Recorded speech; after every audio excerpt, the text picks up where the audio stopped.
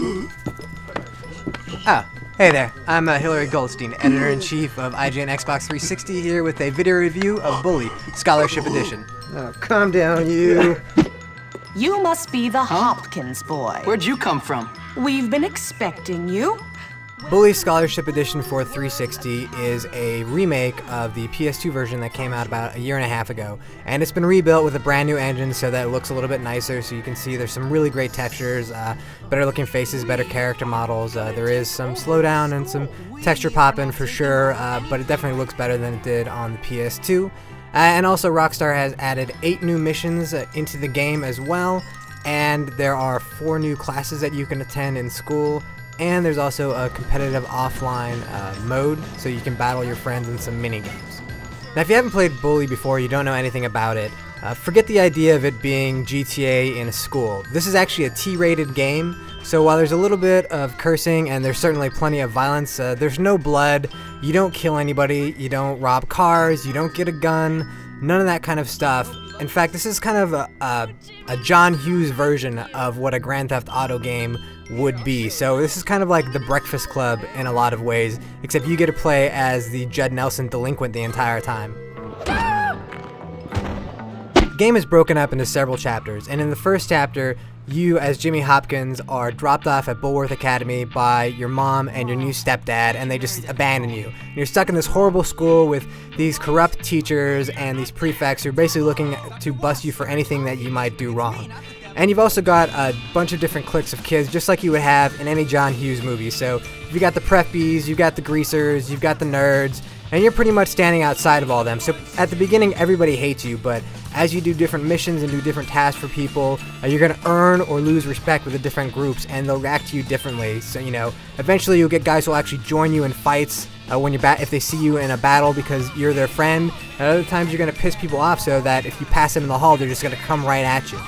Now, Bulworth is a school, so there are going to be classes that you're going to want to attend. Now, classes are optional. You can always be truant and play hooky, but that's the kind of stuff that ends up getting you a job as an IGN editor, and you don't want that. You want a good life for yourself.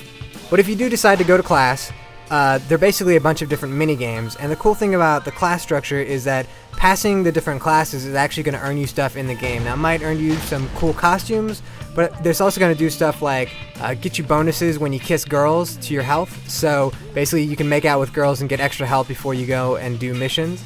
So going to class is actually a smart idea because you get benefits from it, but it's completely optional. You could ignore it if you want and just play through the missions as you will. It's really up to you. It's an open world.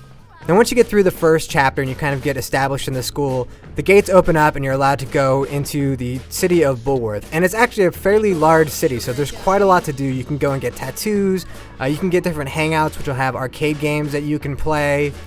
You can just do random missions for other people, and there are actually a lot of kids outside of the school grounds that you're going to have to deal with. The preppies have a boxing gym, so you're going to have one challenge where you've got to go and beat their best guy in a boxing match to prove yourself to them.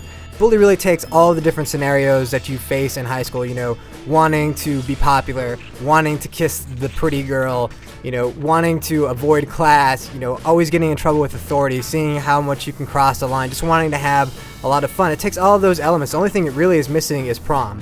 Now, if you've played Bully on PS2, there's really not that much here that's going to add to your experience. The 8 missions that they've added are actually fairly short, as most of the missions in Bully are, so it's not going to add too much playtime for you. But if you've never played Bully before, this is actually a really charming game that you should definitely think about picking up. It's specially priced at only $50, and that's pretty much a steal for a game like this.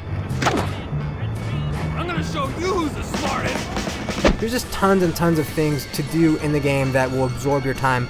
Really, this is the kind of game that you can get into, play for a good month, really have fun with, and then wake up one morning and find out that GTA 4 has come out. So it's a good carryover for you.